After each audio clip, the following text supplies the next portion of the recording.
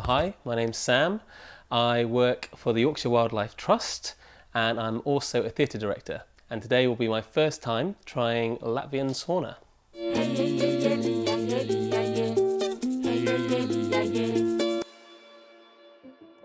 What comes to mind when I think of a Latvian sauna would be somewhere out in the woods, in nature. I imagine it'll be very hot, obviously. I expect that I'm going to come out feeling quite relaxed, quite connected to my surroundings. Best case scenario is that I come out enlightened and, I don't know, make some sort of amazing self-discovery. And I remember and will always thank the Latvian sauna for discovering my purpose in life. Worst case scenario is I pass out, because I get very hot very easily, and I know Walter's got some sort of bushel that he's gonna I don't know what he's gonna do with it, but there's some sort of bushel involved, and that could have an interesting ending. I don't know what to expect.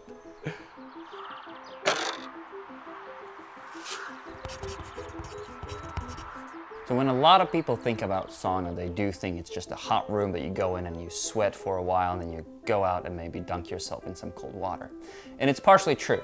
But sauna is not only a place that you go to, for a physical cleanse, it's also a place you go for a spiritual cleanse. So a typical sauna experience would come in 3 rounds. Round number 1, you go in for a bit, you get accustomed to the heat, you sit there for about 10 minutes, you go out, rest for a while, have some herbal tea, and then you go in for round 2.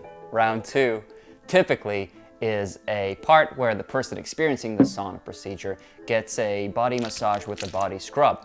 Now this scrub can be either bought in a store, it can have, different scents like lavender, mint, peach, whatever. The world is your oyster. Or you can make it yourself. Today we are using a lavender scrub. I did not make that one myself. We bought it in a sauna store, so, it is what it is, but it still should be good. And then round number 3 is the culmination of the sauna experience. It's where the person experiencing the sauna procedure gets beaten with little whisks that are made from very young, fresh birch tree branches. Now this is the most spiritual part of the experience, I would say, because very often the person who is performing the procedure, in this case me, would say a little prayer which invites the gods into the room with us to help us clean the spiritual energy in the sauna room and just leave us with this clean, fresh start and just this, new, fresh energy. Now after that, what you do is you go out and you either just pour a bunch of cold water on yourself, or you dip yourself in a cold pool, or in best case scenario, if the sauna is near a lake or a pond, you just float there for a while. Sometimes the person performing the sauna procedure will float the person who just experienced that, which means basically just lightly holding them above the surface of water so they don't drown, and stay in that state for around 5 to 10 minutes. And once you're done with the sauna procedure, it's time to have some food. Now, if you've been sitting in a sauna, you've sweated a lot, you lost a lot of salt, so a nice savory snack is always very nice. And obviously a cold drink. Start with water and then move on to something else, whatever it is that you want. In our case, we will have a nice pickled herring on a bed of rye bread and a cold glass of beer. Well, with all that said and done, let's go and do some sauna.